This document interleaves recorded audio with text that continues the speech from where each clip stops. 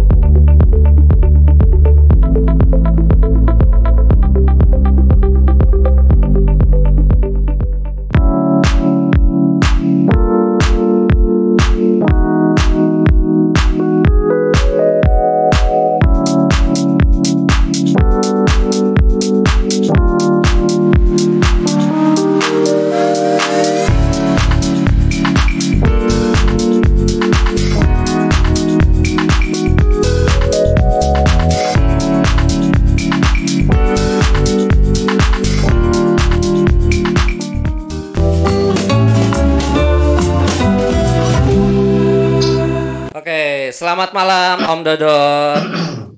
Selamat malam Om Dot. Om Dot, selamat malam bisa mendengar saya. Selamat malam. Oke, Om Dot Ya, di YouTube dimatiin dulu aja Om Dot audionya supaya nggak ini bisa, bisa. ya. Oke, Udah, udah mute. ya. Oke, Udah mute. gimana Om Dot? Kabarnya sehat nih di masa pandemi ini? Alhamdulillah sehat. Alhamdulillah sehat ya. Sehat-sehat aja. Alhamdulillah Ya. sehat-sehat aja. Oh ya, Om Dot, itu kayaknya ada kocapu ya Om Dot di depan Om Dot. Mungkin boleh diminum dulu Om Dot sebelum kita mulai Ah, ngobrol. wis. Kocapu. Ini kan kocapu ya. Ya, Kocapu itu adalah kopi khas Rangkas Bitung ya, Om Dot. Jadi punyanya Mang Dudung ya. Jadi selain Ya, Kocapu itu ada madu betul. hitam juga ya di situ kalau Om Dodot lihat. Nah, di situ ada ya madu Ini hitam. madu hitam Nah, ya. ya madu hitam itu berguna untuk kesehatan ya, Om Dot. Jadi kalau cocok lah untuk Om Dot Ya, untuk yang aktivitasnya banyak. Oke ya. Om Dot, nih kita bukan buat yang udah tua kan cocoknya ya. ya, Om Dot, nih kita kan berapa bulan ini kan udah pandemi ya, Om Dot ya. Kira-kira Om Dot nih ada anjuran Mm-mm. nggak nih untuk tiap chapter gitu ngadain kopdarnya seperti apa? Apakah masih bisa kopdar? Apakah kopdarnya melalui online seperti sekarang? Apa gimana nih Om Dot? Menurut Om Dot nih gimana nih? Kita coba diskusi aja. Oke. Bicara masalah kopdar sih sebenarnya sampai sekarang pun juga saya kepengen banget kopdar gitu loh sama teman-teman semuanya. Apa yang tadinya kita bisa kopdar kapan aja, atau kalau kita Jumat bisa pindah-pindah ke semua tempat manapun yang kita mau. Tapi khususnya untuk di masa pandemi ini ya, saya rasa sih siasati aja per chapter masing-masing untuk mengatur kopdarnya gimana caranya. Karena di masa pandemi ini kita kan terpaku sama peraturan dari daerah masing-masing. Jadi upayakan aja kopdar itu kan nggak harus full satu chapter harus kumpul semuanya. Kopdar itu kan cuma sebatas tatap muka bersilaturahmi, itu pun juga bisa dilakukan oleh member-member secara pribadi. Satu member ketemu satu member aja tuh sebenarnya udah kopdar hitungannya gitu loh. Jadi jangan terlalu diartikan bahwa kopdar itu harus minimal 20 orang, 30 orang gitu. Saya rasa sih nggak seperti itu ya. Intinya silaturahmi aja dijaga. Yang penting kan itu, apalagi di masa pandemi seperti ini, saling mensupport, saling mendukung antar members itu saya rasa sih ya yang harus kita lakukan supaya untuk membunuh rasa jenuh ya, jenuh di rumah terus pada saat-saat pandemi kayak gini, ya luangkan aja untuk bersilaturahmi atau paling nggak say hello, apalagi dengan sistem yang seperti ini, live streaming kayak gini, saya rasa sih itu adalah salah solusi-solusi yang patut kita coba ya. Saya rasa sih begitu. Oh gitu ya Om Dot ya. Nah, Om Dot nih mau Hmm. nanya lagi nih. Jadi kan selama pandemi ini nih kita banyak waktu santai ya Om Dot.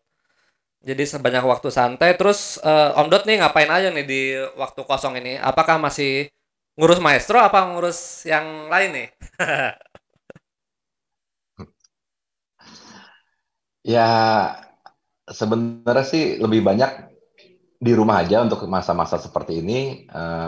Paling sesekali dua kali ya ngurus maestro udah pasti ya. Kalau dibilang ngurus maestro sih malah sampai sekarang pun maestro saya masih bulukan dan masih butuh penyempurnaan yang seperti maestro teman-teman yang lain. Itu pun belum belum saya jadwalkan gitu. Jadi buat saya masa pandemi seperti ini ya siasati dengan secara kita maunya seperti apa, dengan misalnya perbanyak di rumah. Kalau kita ngerasa itu udah cukup untuk merawat maestro kita dari rumah ya cukup, kecuali kalau ada problem dengan maestro kita Hmm. ya mau nggak mau kita harus bawa ke bengkel. Tapi juga eh, jangan lupa tetap prioritas memakai masker, jaga jarak, dan tidak berkumpul sesuai anjuran pemerintah, itu yang tetap dijaga sekarang gitu. Saya rasa sih itu aja kalau menurut saya di masa pandemi seperti ini. Oh gitu ya. Jadi ya betul juga sih Om Dot. Jadi Ya di masa-masa kosong ini sih seperti gue sih sebenarnya ini Om Dot. Jadi kalau lagi kosong gini enaknya kan ngurus maestro nih Om Dot, dari mulai ngebersihin aja apa aja gitu, ruang mesin apa, karena waktunya kan banyak ya Om Dot ya. Jadi daripada mumpung masa pandemi ini Mm-mm, work mm-mm. from home, jadi kalau bisa sih diisi yang apa, hal-hal yang kayak gitu kan, jadi lebih asik aja gitu. Iya kan Om Dot ya? Betul, betul, betul, betul. Heeh. Yang Oke, bikin kita enjoy aja istilahnya. iya, heeh, benar benar benar. Oke. Om Dot, habis dari sini kita masuk langsung ke sesi 2 nih Om Dot. Cuman sebelum Mm-mm. masuk ke Ya, sesi 2 kita masuk ke pesan-pesan berikut ini ya. Cuman, oh ya, untuk yang lain nih yang ya. belum follow IG-nya para sponsor, tolong langsung di follow ya. Soalnya kalau misalkan mau dapetin giveaway, syaratnya itu harus follow sponsornya gitu. Jadi kalau misalkan nanti ternyata menang dan belum follow, nah itu terpaksa kita batalkan gitu. Jadi pastiin aja follow semua sponsor, biar apa namanya, biar nggak gugur gitu nantinya. Jadi giveaway-nya itu ada banyak banget guys. Jadi ada banyak banget giveaway-nya, dari mulai part maestro, merchandise, terus lalu juga ada voucher diskon ya dari Om Iqbal, voucher diskon untuk pembelian audio. Lalu juga ada minuman kesehatan dari Mang Dudung ya. Oke. Ya udah kalau gitu kita lihat langsung aja pesan-pesan berikut ini ya. Oke, kita langsung lihat aja.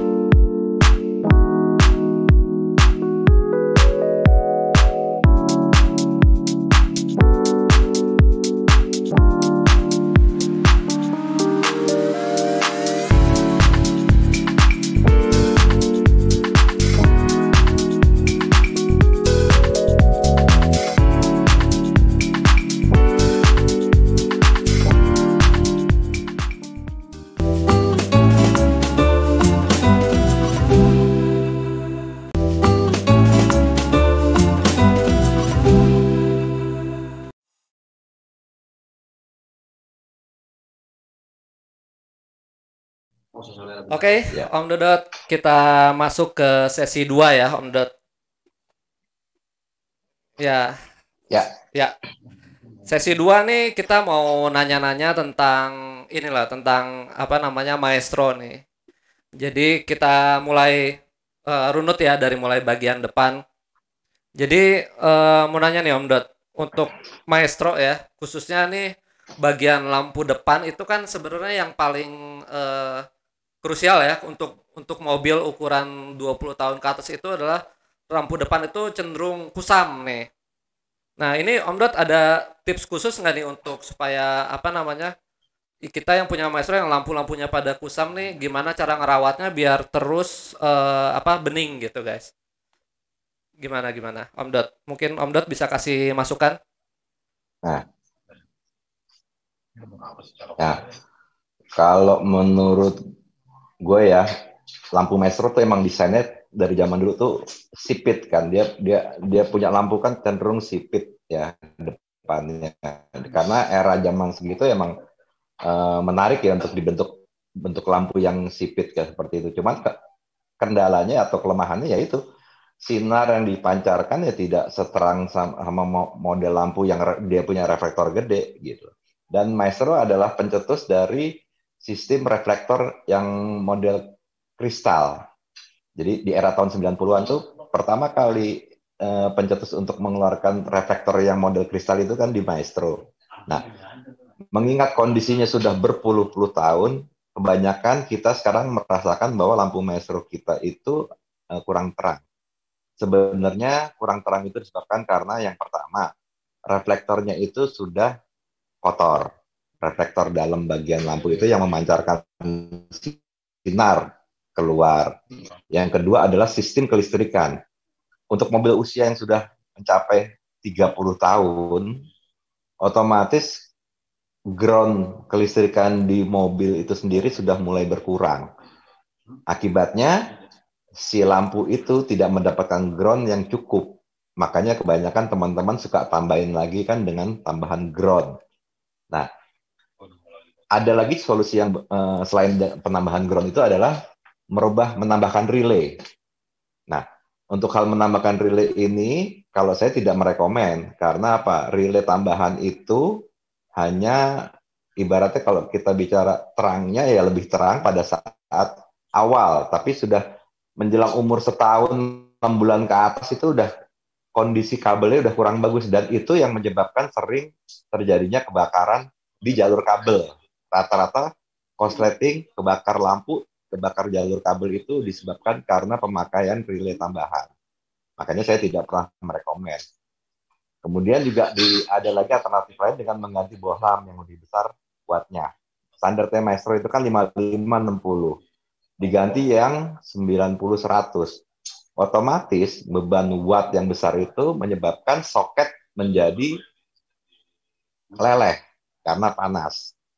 Nah, jadi solusi yang paling tepat adalah ya bikin kabel ground baru tambahan untuk ke lampu. Yang kedua, sering-sering bersihin reflektor. Udah paling menyiasati gitu atau ganti sekalian dengan headlamp baru. Tapi kebanyakan yang ada di pasar kan sekarang Depo yang aslinya orisinil merek Stanley kan udah susah ya. Nah, paling solusinya itu Oh ya, Om Dot. begitu. Kan kalau yang untuk yang versi JDM tuh Om Dot kan dia one piece ya Om Dot ya. Dia jadi satu. Itu kan bahannya beda kan ya sampai yang Ori Maestro. Kan dia plastik ya Om Dot ya kalau yang versi JDM. Ya, kalau yang versi DM kan dia one piece. Jadi corner lamp sama headlamp jadi satu. Dan itu bahan mika, kaca depannya itu bukan kaca, tapi bahannya plastik. Nah, kalau menurut saya itu yang lebih cepat butek atau karena plastik kalau kena panas cuaca apalagi suhu tropis seperti di Indonesia kayak gini kan menyebabkan mika plastik itu menjadi buram, butek ibaratnya orang sering bilang tuh butek gitu jadinya. Nah itu dan pengalaman gue nih yang udah pernah make One Piece dengan lampu headlamp biasa lebih rekomen yang headlamp biasa aslinya bawaan Metro sini. Karena dengan headlamp One Piece sinarnya itu tidak fokus dan menyebar. Nah, ada 3 model lampu yang dipakai sama Maestro adalah yang standar OM sini, terus yang One Piece sama yang USDM. USDM itu kelebihannya adalah dia punya reflektor sama batok lampu itu jadi satu. Jadi untuk penyetelan lampu reflektor yang lampu kecil dan lampu jauh itu cukup satu setelan. Kalau Maestro lokal sini kan setelan lampunya ada 2. untuk lampu kecil dan lampu dim. Nah, jadi fokus lampunya itu bisa beda-beda. Kadang kalau kita ngedim, sinarnya lampu kecil kemana, lampu gede kemana kan, kadang-kadang nggak sinkron. Tapi kalau di lampu yang USDM, penyetelannya itu satu rumahnya itu semuanya itu yang kita setel. Jadi posisi lampu kecil dan lampu dim akan sama seterusnya sesuai dengan setelan yang kita inginkan. Itu kelebihannya yang USDM. Tapi Oke. kekurangannya ya barangnya susah itu aja. Oke. Jadi sebenarnya kalau yang ori malah lebih terang ya menurut ya daripada yang versi JDM ya, yang versi One Piece ya. Bukan masalah lebih terang ya, tapi kalau untuk apalagi yang kita sering jalan malam, touring luar kota, pasti kita akan merasakan yang lampu aslinya OM-nya Maestro lokal itu akan sinarnya lebih fokus dibanding sama yang One Piece. Kalau yang One Piece itu kan dia nggak ada sekat di dalam yang mengarahkan. Jadi kan karena dia headlamp sama corner lamp jadi satu, makanya dia nggak ada sekat di antara headlamp dan corner lamp.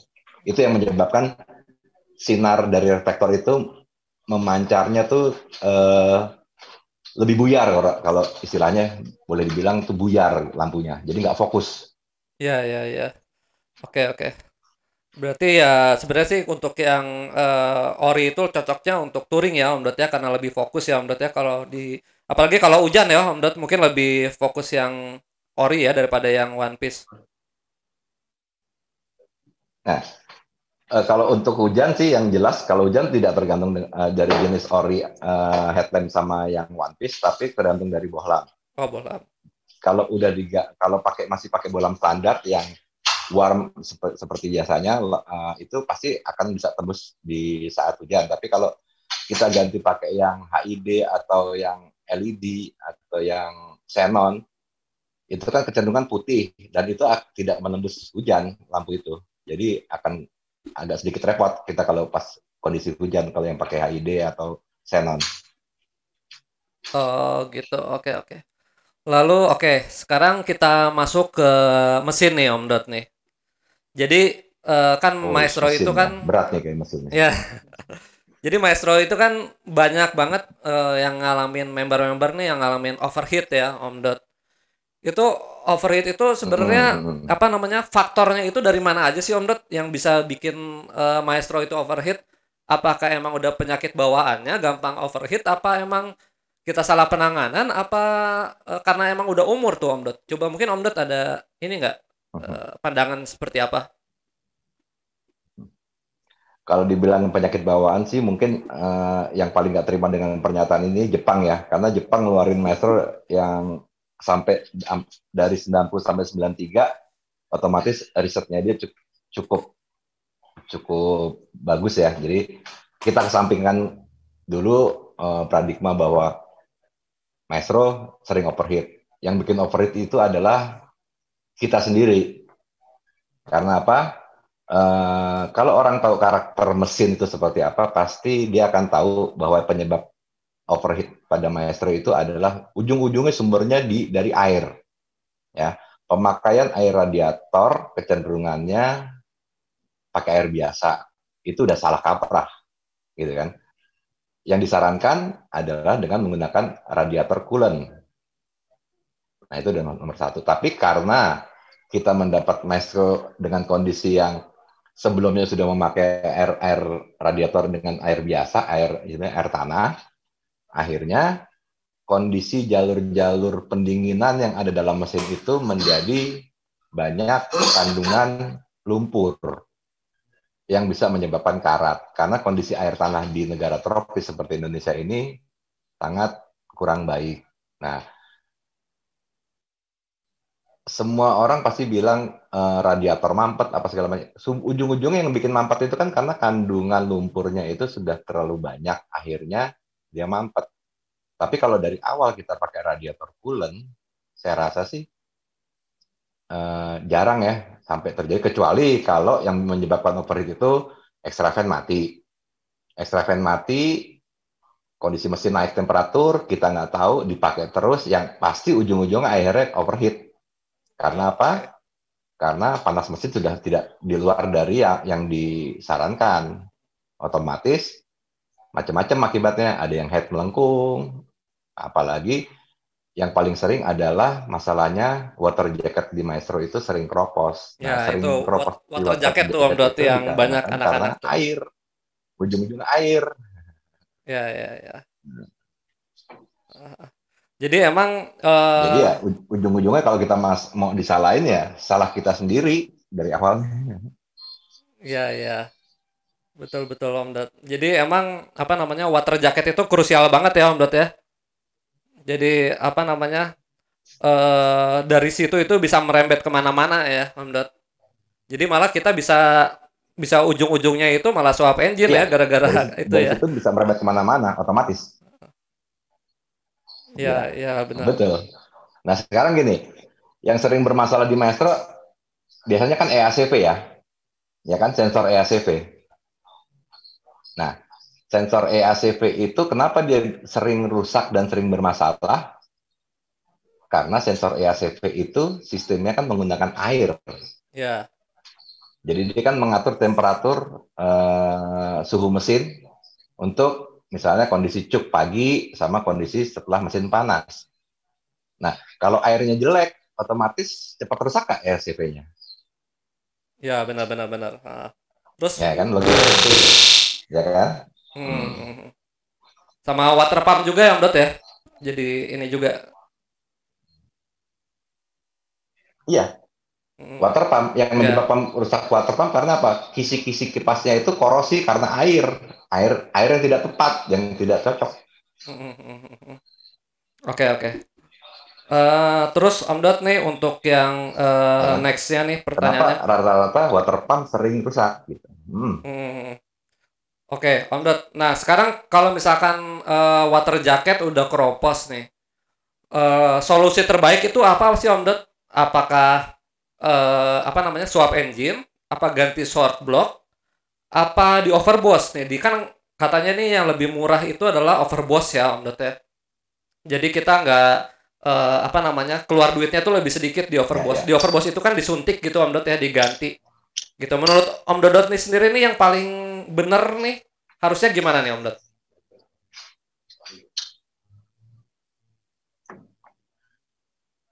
Sorry, suaranya putus-putus ya. Ya Om Dot, ya bisa dengar Om Dot?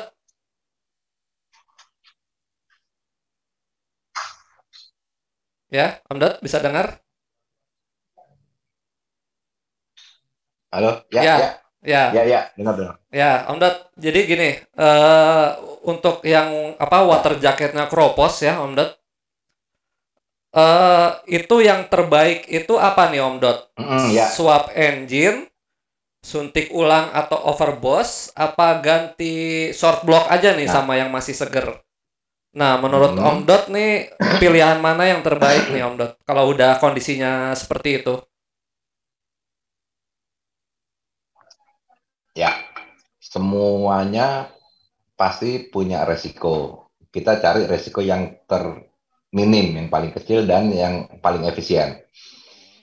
Untuk masalah water jacket, nah, water jacket itu kalau sudah korosi, pilihannya kan mau tambah daging, ya, bawa tukang bubut. Terus yang kedua, verbos, ganti boring. Yang ketiga, swap engine, ganti blok mesin. Nah, masing-masing punya kendala dan punya kelemahan. Yang pertama,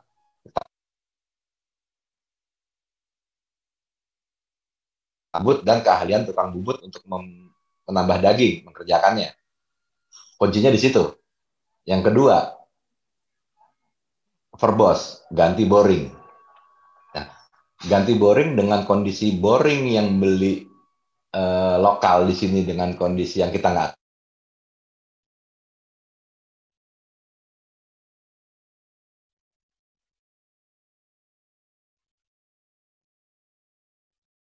Wah, sorry nih keputus sama Om Dodot. Ada masalah dari jaringan. Nanti kita kembali lagi ya. Kita zoomnya keputus. Jadi kita masuk dulu ke iklan.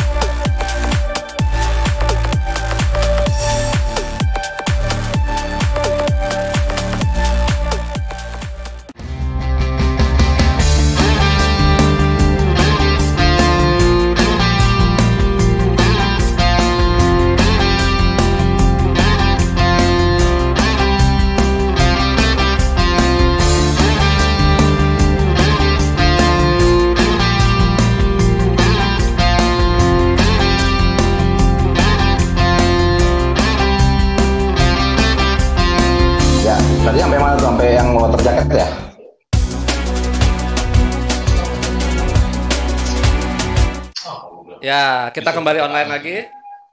Ya, Om Dodot, sorry nih, tadi ada masalah jaringan nih sepertinya nih.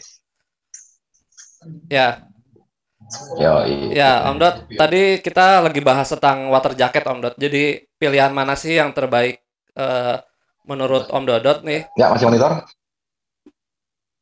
Ya, Hmm. ya, jadi pilihan mana sih yang terbaik menurut Om Dodot? Kalau apa namanya water jacketnya kena nih, yang tadi yang ada short block, ada apa namanya ganti overboss, apakah ganti swap engine gitu. Menurut Om Dodot nih mana yang paling oke? Hmm. Oke. Mm-mm. Tadi kan udah komplit belum yang gue jelasin antara tiga alternatif tadi. Yang pertama adalah tambah daging, Ya, yang kedua adalah ganti boring, mm-mm. perbosing, yang ketiga adalah swap. Ya, Nah, semuanya kan pilihannya, choice-nya kan tergantung kita. Semuanya kan pasti ada kelemahannya, ada ada kelemahannya ya. kelemahan dan kelebihan. Ya, kita Mm-mm.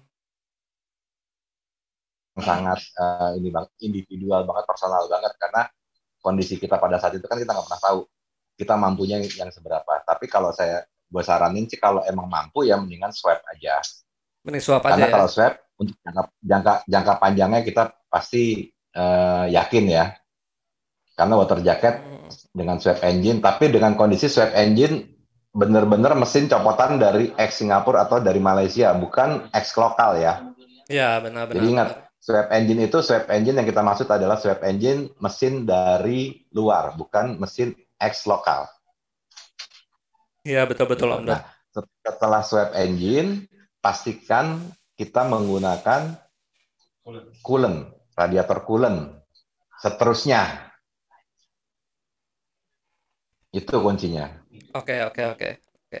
Nah, yang kedua adalah jangan menggunakan radiator yang bikinan, karena kita nggak pernah tahu radiator bikinan, tutup atasnya itu, kita nggak pernah tahu presisi antara tutup radiator dan lubangnya itu presisi atau tidak, kita nggak pernah tahu. Karena itu harus, kalau yang aslinya orisinilnya itu sangat presisi, karena itu ada keluar masuk jalur air pada saat dia panas, nyedot lagi masuk ke dalam, makanya yang menyebabkan air tidak pernah kurang dari reservoir. Nah, kalau di reservoir air sudah sering berkurang, berarti kemungkinan tutup radiator tidak presisi. Biasanya seperti itu. Jadi sebaiknya, toh juga daripada servis ke tempat radiator, mendingan beli radiator walaupun yang KW, tapi selama itu baru, saya rasa sih lebih Nggak masalah ya. lebih tahan lama ya, lebih Hmm. lebih lebih bagus. Oh, gimana tadi kayaknya ada Om Enges di situ ya? Ada ada rame di sini, ada Om Oh ada. Menges, Oh Om ada. Doni Hans, Om Wahyu, Oh gitu. Mana ada coba Bang penampakannya lihat Ican. dong. Lihat di sini ada nggak Kan penampakannya? hari Jumat kan hari Kopdar, Oh makanya tadi kita kopdar. kembali lagi ngomong Kopdar itu kan nggak harus kumpul 30 Oh. mobil, ya Iya kan? iya iya Kopdar itu iya. kan yang penting silaturahmi Betul betul betul. dan tidak Ah, harus juga dipublikasikan. ya. Betul betul Om Dot. Oke Om Dot, kita masuk ke Ya, topik selanjutnya nih. lanjut, Ya. ya, Jadi gini dulu. lanjut. ah, jadi dulu itu gue waktu maestro gue awal-awal tuh Om Dot, waktu awal-awal ngambil Hmm, B2345 ya. Jadi paling sering ya, masalah itu sama AC ya Om Dot. Jadi ya CV hmm, gue itu sering banget bermasalah tuh. Padahal udah sempat ganti baru apa. Nah terus kalau waktu dulu itu masih mending ya, masih banyak apa namanya part copotan atau yang baru juga dulu masih ada sih. Makanya gue juga dapat yang baru gitu. Ya CV-nya. ya. Nah kalau sekarang kan Hmm. udah susah nih ya CV-nya nih. Itu gimana ya ngakalinnya Om Dot biar maksudnya biar awet gitu, biar bisa terus jalan gitu tanpa masalah di AC. Hmm. Sebenarnya sih kayaknya yang lo maksud tadi dengan bermasalah dengan EACV itu sebenarnya bukan EACV deh, kayaknya sebenarnya AC Hmm. Maestro, khususnya Maestro Injection, itu sistem jalur AC-nya itu kan dia harus masuk ke yang ngatur kan ECU. Jadi pada saat kita kontak on ECU itu, kontak on mobil, kontak on AC, itu kan yang ngasih perintah itu kan ECU. Karena ECU untuk ngasih perintah untuk sepersekian detik baru on kompresor, tapi pada saat dia menunggu jeda itu, dia memerintah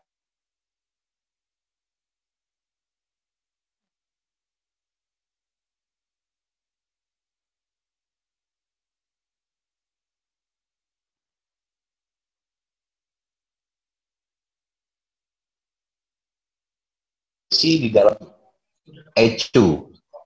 Di situ ada IC yang untuk AC, pengatur AC. Dan kalau itunya rusak, rata-rata bawa tukang AC mengganti dengan relay di luar. Makanya tidak pernah sinkron antara mobil Maestro Injection pada saat AC-nya yang sudah rusak, terus keluar dari bengkel AC dengan di servis atau dibetulin dengan cara memasang relay tambahan. Jadi perintah untuk menghidupkan AC itu telat. Jadi bukan ECU yang mengatur perintah untuk menghidupkan AC, tetapi relay. Jadi otomatis makanya mobil sering drop pada saat AC nyala, drop Ya, ya, karena dia benar-benar. tidak memerintahkan si injektor untuk menyuplai debit bahan bakar yang cukup, yang lebih banyak. Bukaan throttle, bukaan angin juga kan pasti bacanya ngaco semuanya. Ya, ya. Lebih sering di Maestro yang injection kejadian seperti itu. Ya, benar sih Om Dot. Karena itu kan sangat terkait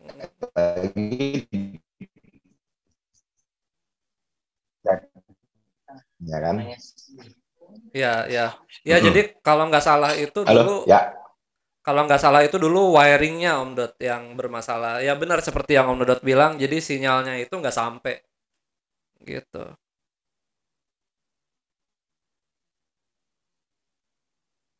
Ya, ya benar. Sinyal hilang itu karena IC-nya yang dalam ECU kebakar, Iya, iya, iya. Jackson. Iya, iya, Makanya sama benar-benar. tukang AC selalu di jumper pakai relay tambahan. Jadi pada saat nyala AC itu nggak sinkron. Pasti mobil jadi nggak enak karena apa? Antara beban mesin yang ditimbulkan oleh beban kompresor AC tidak diimbangi sama si ECU memerintahkan debit bahan bakar yang lebih banyak lagi untuk menaikkan RPM. Iya, iya, iya. Benar sih Om Dot. Benar, benar, benar. Oke, sekarang kita lanjut ke kaki-kaki nih, Mas. Om Dodot. Mas Dodot lagi. Om Dodot. Om Dodot, jadi kaki-kaki maestro kan Mas udah aja nggak apa-apa, masih muda. jadi kaki-kaki maestro kan udah double wishbone nih, Om Dot. Jadi kan banyak banget nih kalau kita rusak nih atau bermasalah atau bunyi-bunyi gitu ya. Itu kan banyak banget yang harus diganti ya karet-karetnya ya. Secara double wishbone gitu sayapnya atas bawah.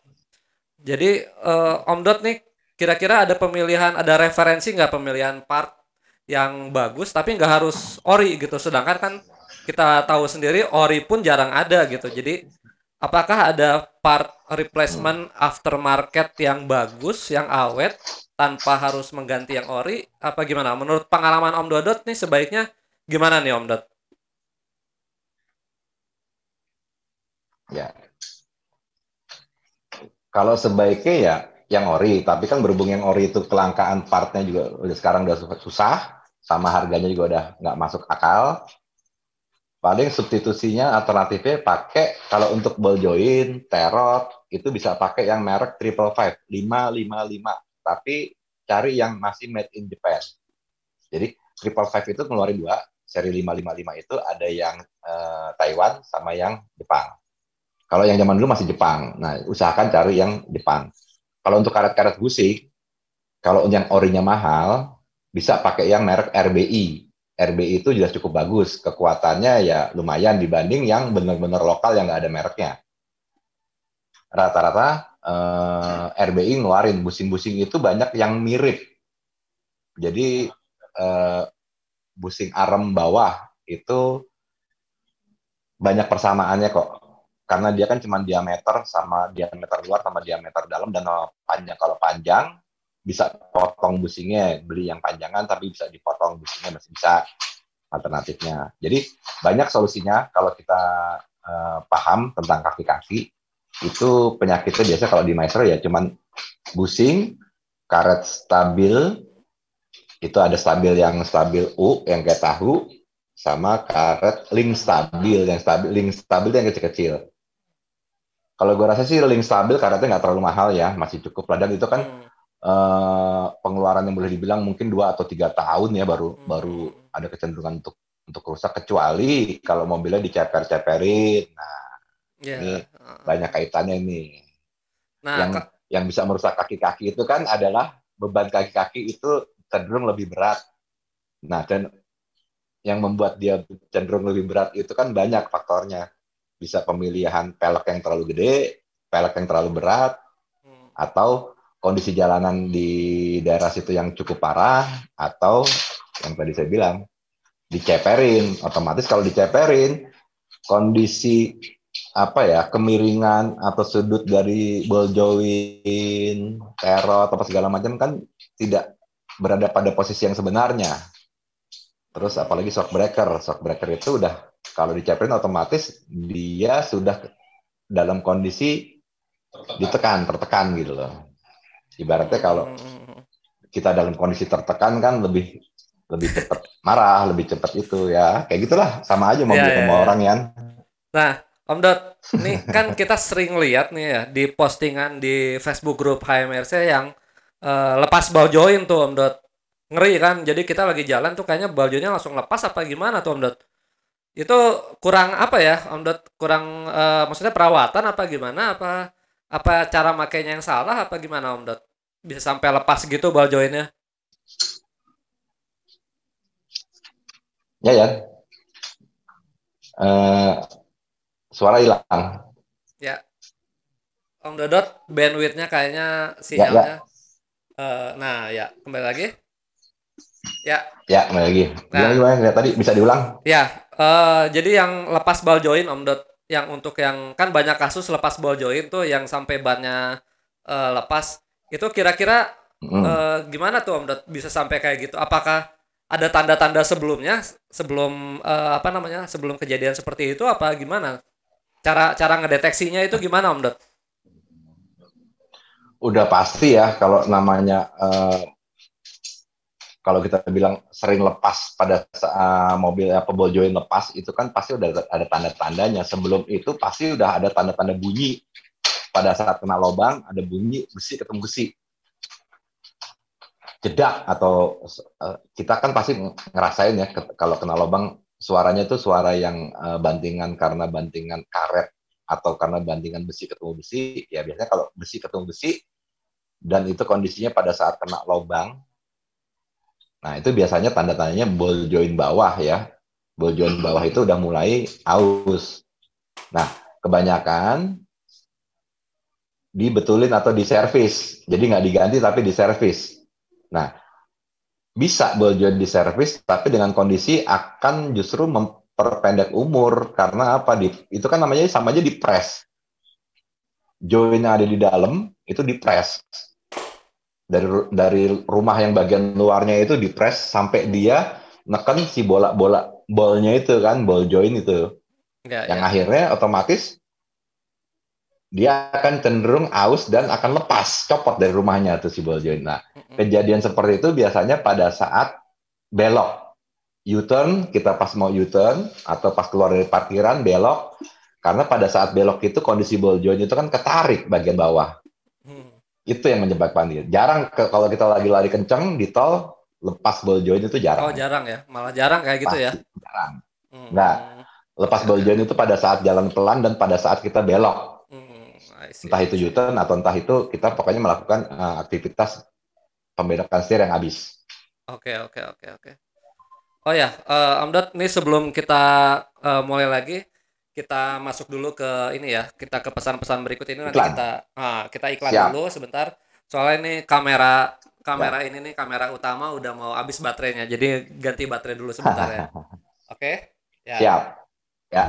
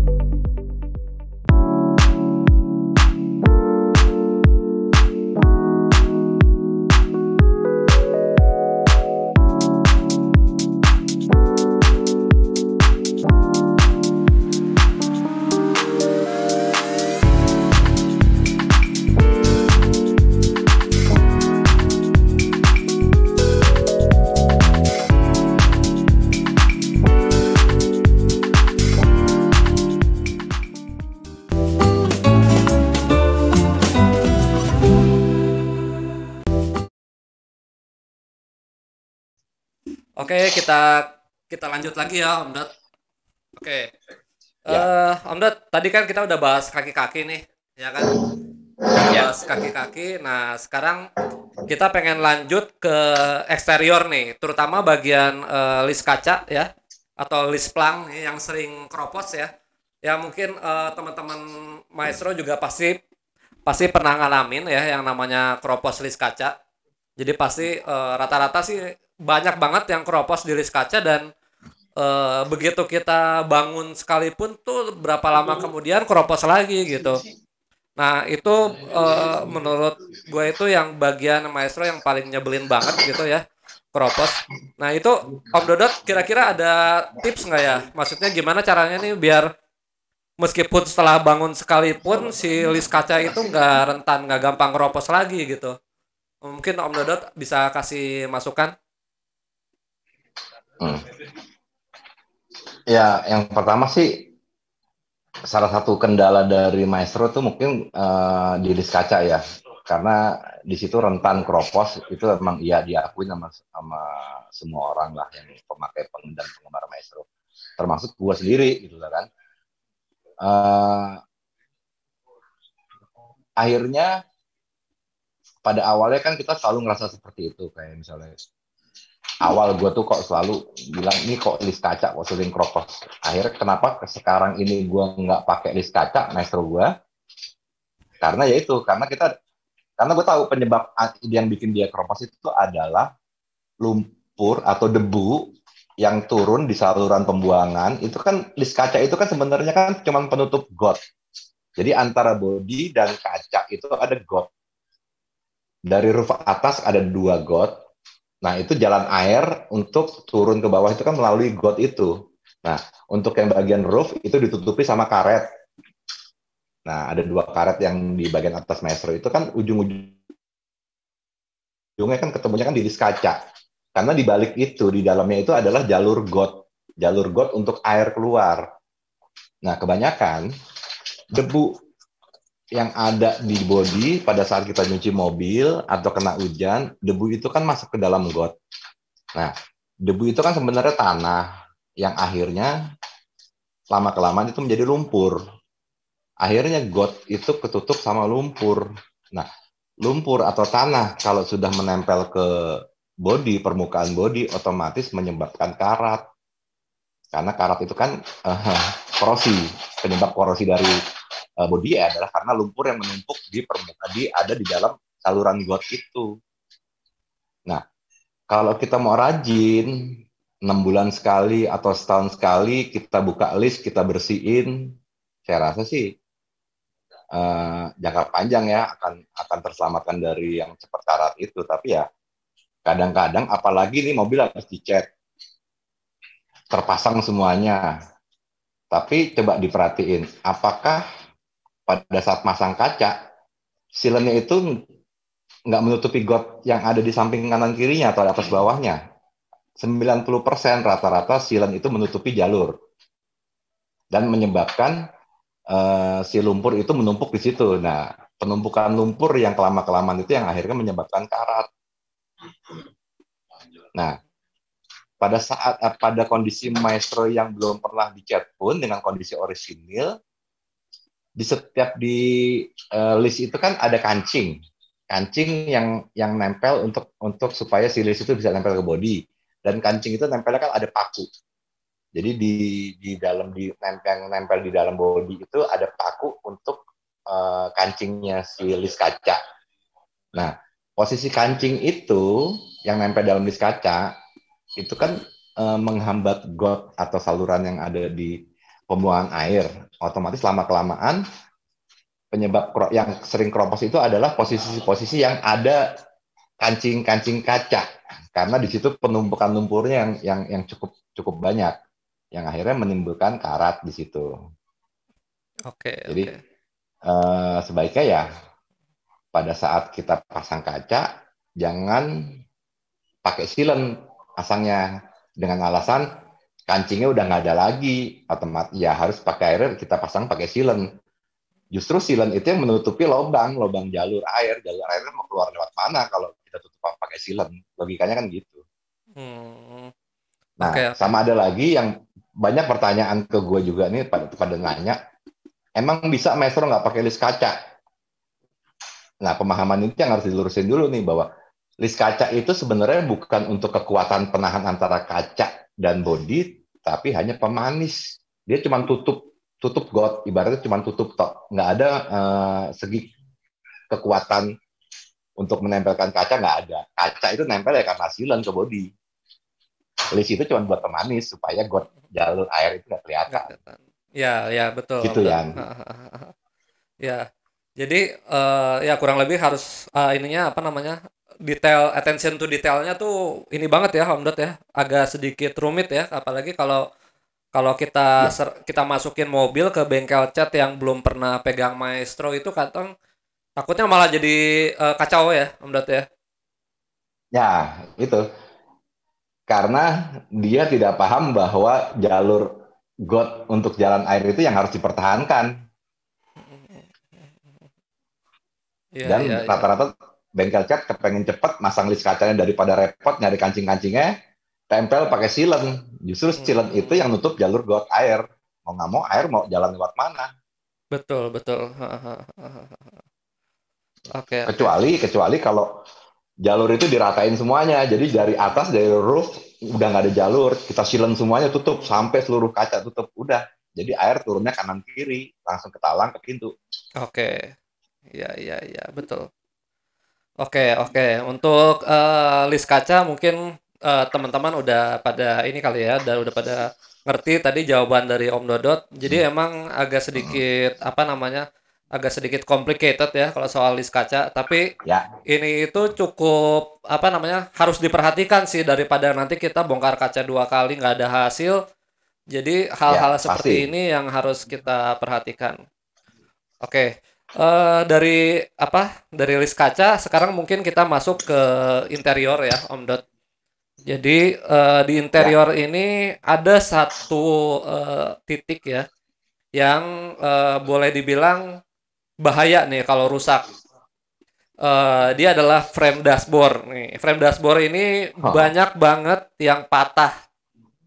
Nah, dan ada sih, mungkin ada barunya ada, tapi ya harganya gila juga gitu. Itu biasanya kenapa sih Om Dot?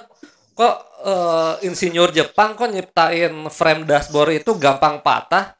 Itu apa kitanya yang salah? Apa pada saat kita benerkan sesuatu? Apa gimana nih Om Dot? Kok bisa kita nemu maestro itu kebanyakan patah semua frame dashboardnya? Mungkin Om Dot bisa kasih info?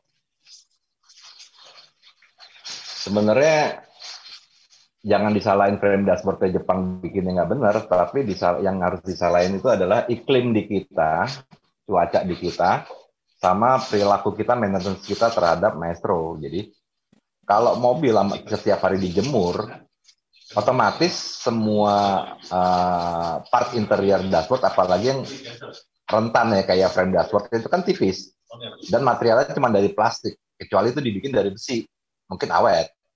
Nah, karena dia dari plastik, otomatis dia tidak kuat terhadap perubahan iklim. Panas, dingin, panas, dingin, panas, dingin. Tapi coba perhatiin, kalau kita parkir Mestro kita selalu di tempat yang dingin, tempat yang adem dalam garasi, dijamin pasti frame dashboard itu awet. Dan dengan catatan lagi, kalau setahun kita 4 atau 2 kali ganti tape, otomatis frame dashboard cepat patah.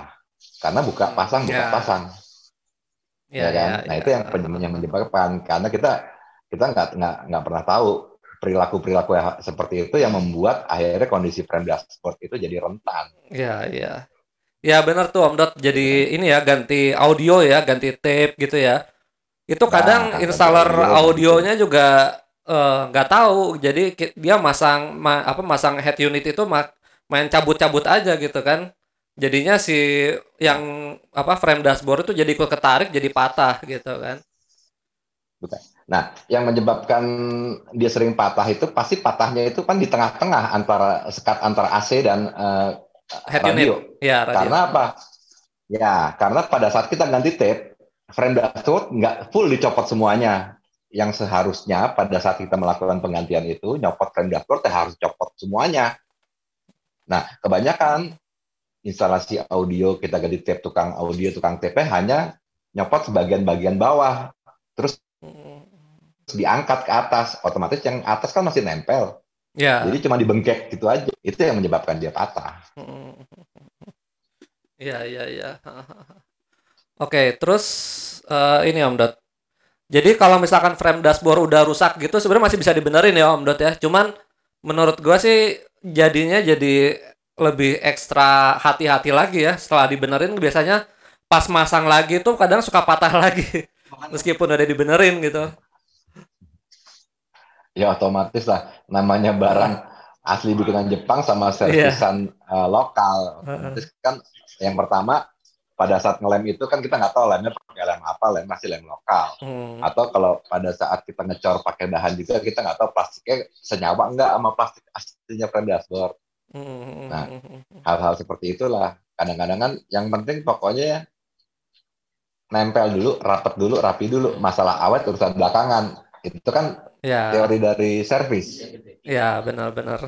Tujuan utamanya kan yang penting rapi dulu. Iya, benar-benar. Pas kita Ya kan? pasang Ya, itu amburadul lagi. pemahaman seperti itu tuh. Iya. Masalah sebulan dua bulan itu lagi ya servis lagi. Iya. Aduh. Jadi ini ya, apa namanya, frame dashboard nih apa? Jadi kesimpulannya kita yang frame dashboardnya masih utuh, tolong parkir maestronya jangan di tempat yang panas. Lalu Ya, juga ketika mau pasang audio, pastikan si installer audionya tahu cara membuka frame dashboard ya. Karena kalau kalian ya, lihat nih di eh oh ini ada oke.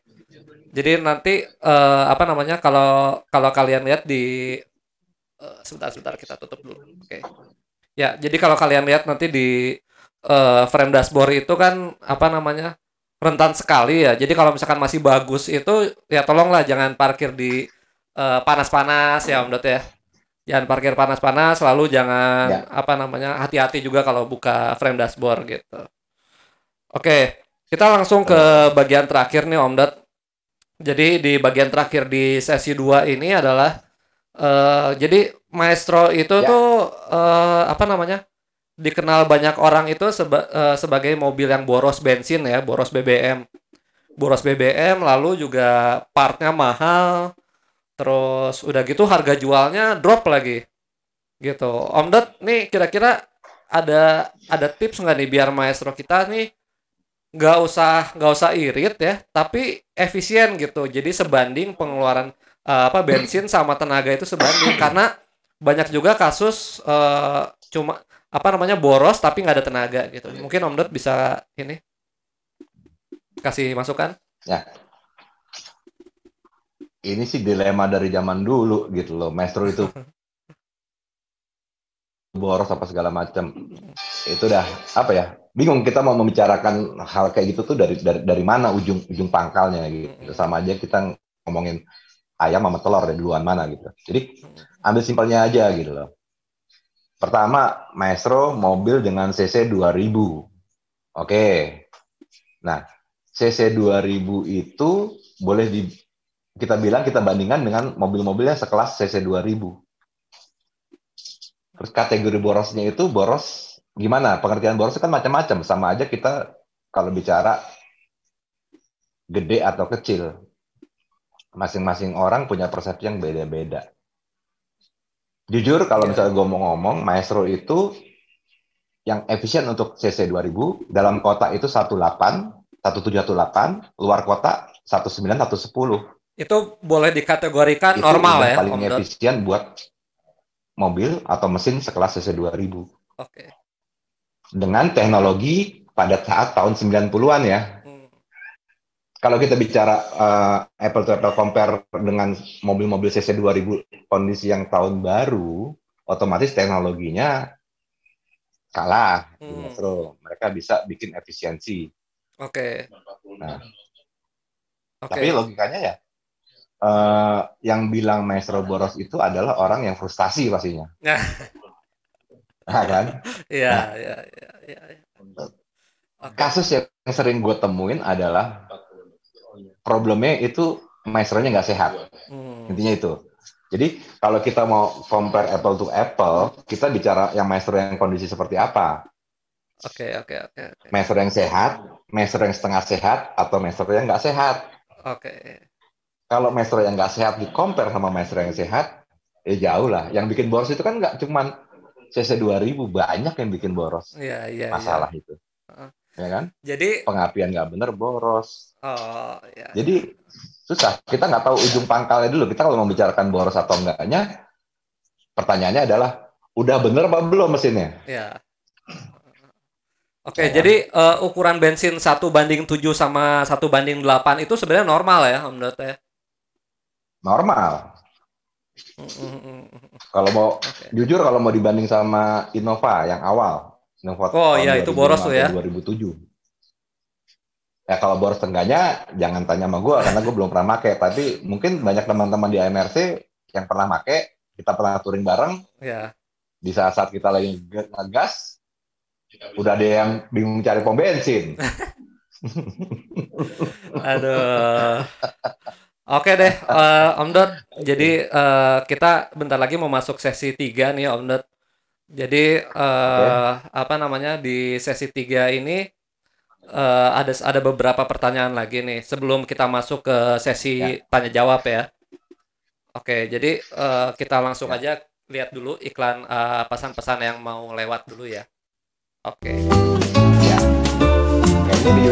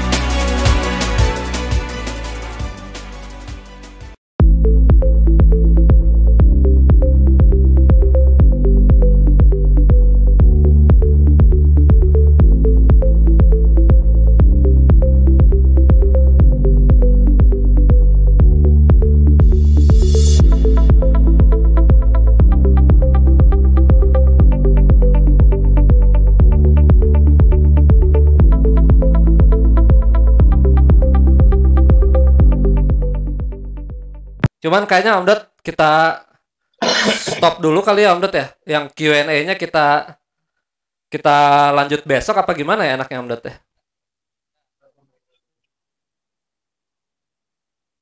boleh lanjut next time aja lagi untuk ini, biar anggap aja ini untuk trial and error dulu nih sekarang ini, Uh, biar teman-teman juga pada tahu dulu semuanya bahwa next time nanti kita akan ada perbincangan seperti ini lagi, ada sesi kedua, sesi ketiga atau sesi uh, selanjutnya yang mungkin bisa melibatkan dari yang lain seluruhnya. Ini kan yang kita mm, harapin kan seperti itu. Jadi di masa saat pandemi ini otomatis praktis kita berapa bulan kita vakum mm, ya. Apalagi ada rencana yang kegiatan akbar yang harusnya kita laksanakan di bulan Oktober ini, yang hari ini jatuhnya hari ini nih di Pangandaran, ternyata kan mengingat kondisi yang seperti ini kita nggak bisa melaksanakan, yang justru itu makanya kegiatannya seperti ini, live streaming, jumpa, walaupun kita dengan live secara live gitu, tapi paling nggak silaturahmi kita dengan teman-teman semuanya, seluruh seluruh member, atau paling tidak mewakili dari chapter-chapter ini kita bisa laksanakan di sesi-sesi berikutnya. Itu aja harapan gue ya. Iya sih, semoga mungkin next bisa lebih baik ya live streamingnya. Ini sorry banget nih untuk apa namanya untuk Ya, teman-teman. eh ini aplikasinya agak-agak sensitif, jadi ketika gue mau ngedit nih langsung keputus lagi gitu. Jadi ya mungkin next kita bikin lebih oke, rapih emang lagi. emang koneksi lagi parah, mengingat cuaca juga lagi habis hujan gede tadi ya, jadi Ya. kemungkinan jaringan wifi apa segala macam nggak terjaga stabilitasnya, jadi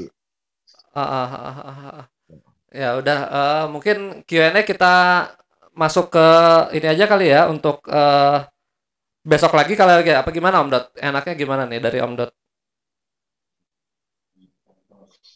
untuk terserah. Jumat minggu depan kita bikin seperti ini lagi, jadi supaya teman-teman tahu, mumpung di masa saat seperti ini kopdar yang nggak Mm-mm. bisa secara langsung, kita bisa melakukan kopdar secara live. Mungkin nanti kita akan bisa sambung channelnya dengan teman-teman di chapter lain. Jadi pada saat Jumat kumpul di satu tempat dan kita bisa say Ya hello udah. bareng-bareng dengan live kondisi live streaming seperti ini, lebih bagus lagi gue rasa ya.